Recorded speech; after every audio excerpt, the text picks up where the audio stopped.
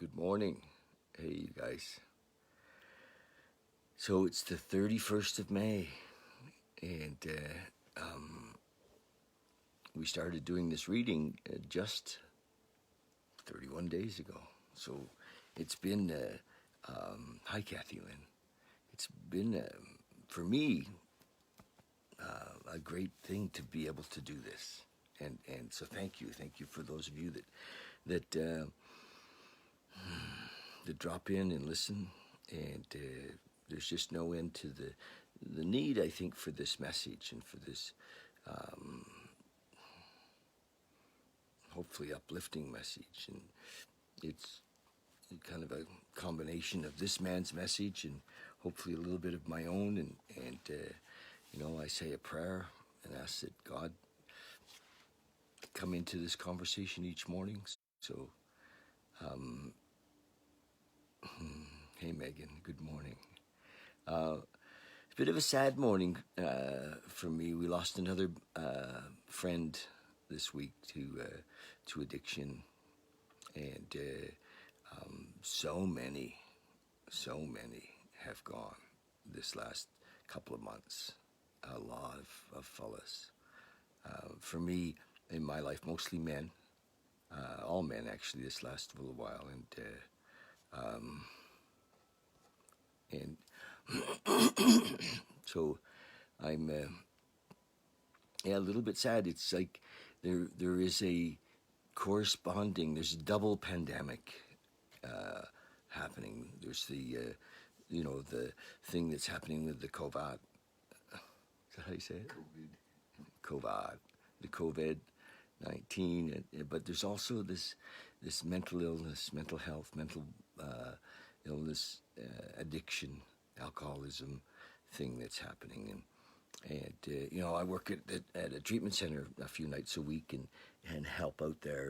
And I sat with a man last night that, has been thinking about suicide. And he's new. And boy, that's a constant companion with the mentally ill. It's a constant companion, the thought of suicide, and I'm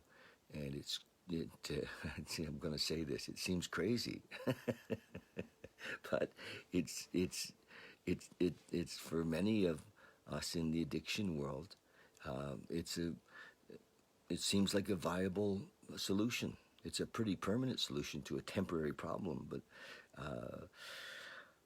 that's what happens. Many addicts and alcoholics go out that way. And it may look like a car accident, it may look like a fall,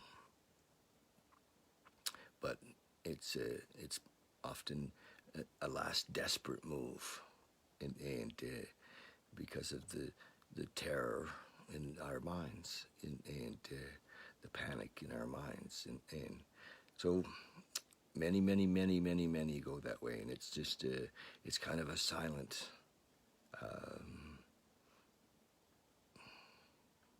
result of a unusual way of thinking. We get so caught up in believing that we are our story, that we are not good enough. That's part of the story, that we are somehow not lovable. And hi, JR. Thanks for coming. And this young man who died this week, his name was Corey. And Corey had a son. Corey's son would have been 4 or 5.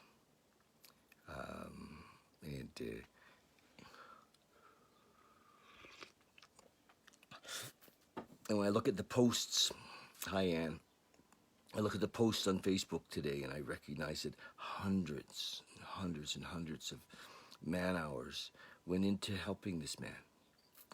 That's what happens. We rally around each one of our community to try to keep them lifted up. There's often sinking in the sea of desperation. We try to hold them up and prop them up and help them to see that there is more, and that they have a connection with a God, and that's the 12-step work that we do often, and it's love. We love them, and then something happens. Often, in the ego of the one-time desperate, he says, pride comes in, and he says, I got it. You guys fucking leave me alone. And then a few months later, he's dead. And so it's a, we can't just abandon them. Even when they say, take off, leave me alone, I still call, text, and stay in touch, because the disease takes over, and then it lies. The mental illness lies. The mental illness says, I'm okay, I don't need help. And it's really a tough one, because it's hard to help a man or a woman when they're in that spot. So if you know somebody who suffers or has the disease of addiction or alcoholism, keep reaching out. Like, don't give up on them. Reach out, reach out, reach out. Even if they say, leave me alone, just stay in touch, even if it's a text, hey, it's a little, hey, we still love you. Often what happens with family and friends is we get tired. We get, we get pushed away and we get tired. We say, but don't believe them. Don't believe them when they say they're okay. And just stay in touch, be there, be ready for that call. I'm sure that Corey called some people. He didn't call me. I had sponsored him for a while. Excuse me. I had sponsored him for a while, and he didn't call me, but I did talk to him about 3 weeks ago, and so we all end up with what could I have done differently? How could I have done more? Kind of an attitude, and we have to accept that it's in God's hands. We do what we can, and there's no end to it. I have a home group in the 12-step world, and we had our group inventory 3 hours yesterday, and really one of the questions in many forms was, how can we be of more service? And there's no end to how much we, when we know that, as a group, how much we could do or would like to do, and because as a group, our primary purpose is to help the alcoholic, and whether he's or she is a newcomer or has been around like me for almost 40 years, we still need each other to stay afloat, to stay, and often to go more than just be afloat, to fly, to realize our potential, to become an artist, to become a musician, because we have such, the alcoholic and the addict, and often one that they have to have such potential. They're like, oh my gosh, he's so smart, he's so creative, he's so, and so they need us, and we need them, and it's just a tough spot, and it's not just up to the government to throw money at it and try to fix it. It's up to us as a community to recognize that love, an open hand, an open heart is what heals these cracks, these fractures in our society. So, that's it. We go from, all of us as we heal, we go from being takers, because the alcoholic and the addict and mental illness are based in selfishness, generally based in what about me, based in, it's all me thoughts. And it goes from there to giving, so how can I serve? So what's in it for me to how can I serve? And if a whole society lives on a how can I serve basis, How can I help out basis? So much will change. You know, it can be the context of our lives. How can I serve? And in prayer, we ask, how can I serve? So that's David's message for the day. I'm gonna read May 31. I've lost my glasses somewhere too. I don't know where the hell I put them. No, those ones are really broken. They're not in here. I think I left them in the car when we were out the other day. Yeah, I think I did. I'll find them. I'm gonna venture forth without them. So May 31, thought for the day.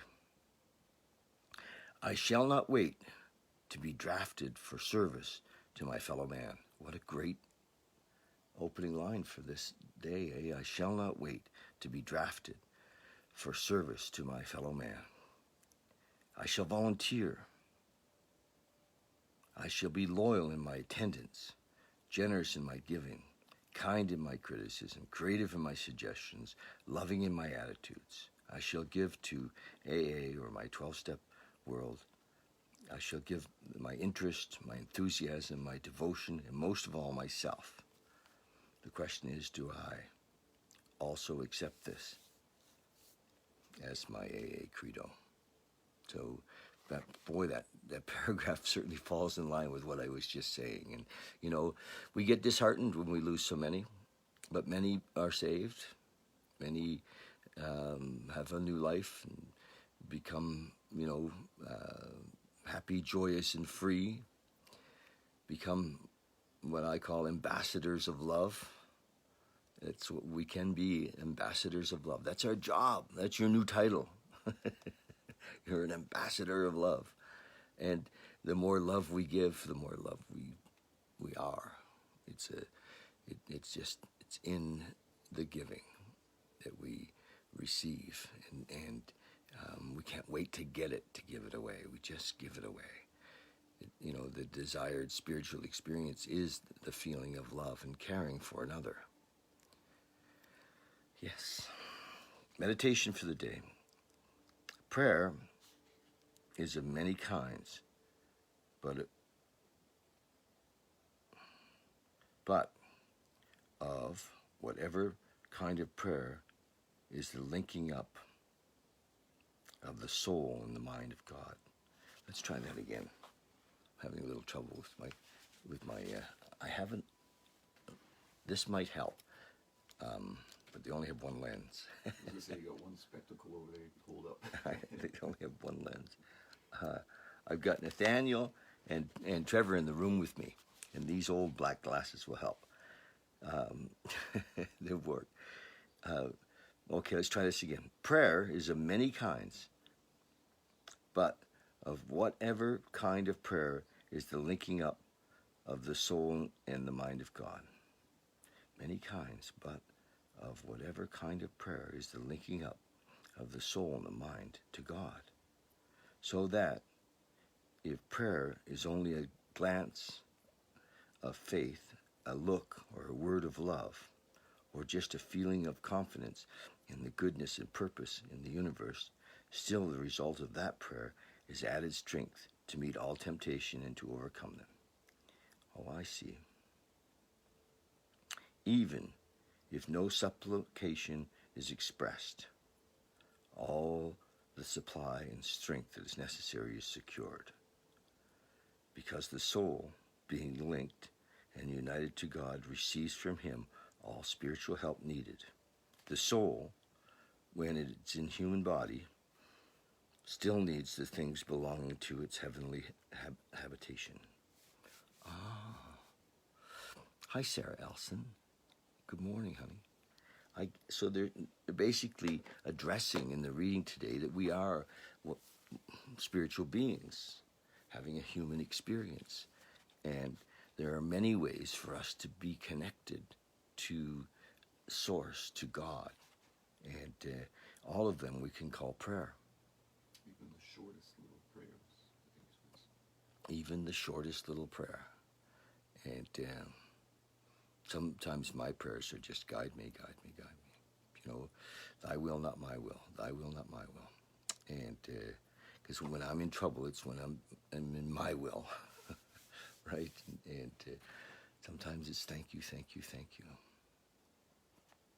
And those are little prayers, and there's many others. Do you have an idea of a prayer?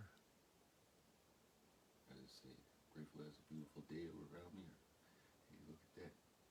Another beautiful thing that God created. Just appreciate all things. So Nathaniel's just saying that one of his style of prayer is gratitude. And so we can all be in prayer as we help others. You know, our credo is, our fundamental foundation is service. If we're not doing everything in the you know, even if in your art, if it's in the realm of service as opposed to what can I get, it begins you know, it has that juice in it. Service and gratitude are the juice. So it's beautiful. Prayer for the day. I pray that I may be taught how to pray. How's your prayer life, Trevor? It's good. Pretty amazing. We have an amazing house here. There's 4 men that live together, and we're all in recovery. It's a spiritual house. It's like a little 12-step ashram, and we talk about spiritual things and helping others, and on a daily basis. And we talk about prayer, and we talk about meditation, and we're living it together. So it's a beautiful thing, and I think it's a beautiful way to live. So hopefully, some of you are so lucky as to find roommates like we have, and how it all works. So here again, the prayer for the day. I pray that I might be taught how to pray. I pray that I might be linked through prayer to the mind and will of God. Beautiful. So, I started on a bit of a sad note, thinking about my friend Corey and his passing. It's tough for us. It really is. When our close compadres in our community leave, and unexpectedly or quickly, like Simpson a couple of weeks ago,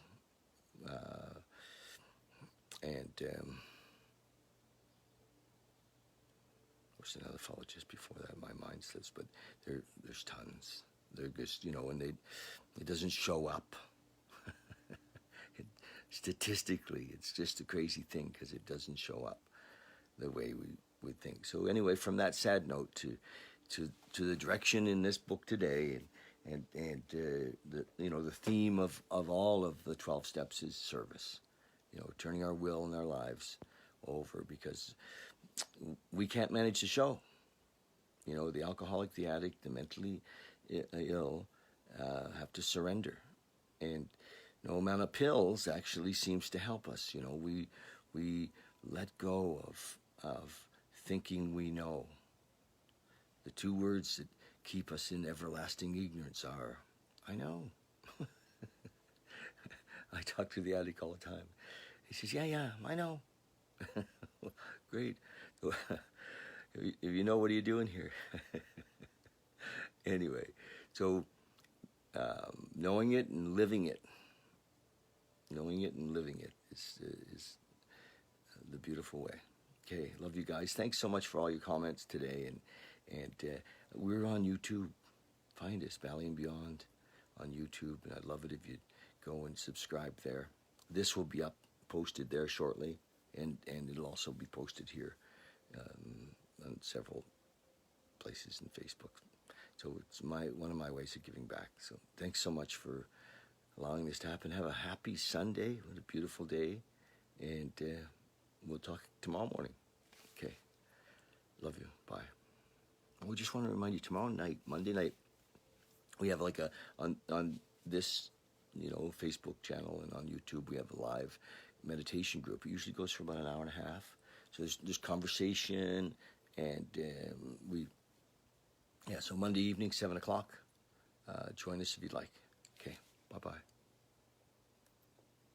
Remember, don't take it too seriously.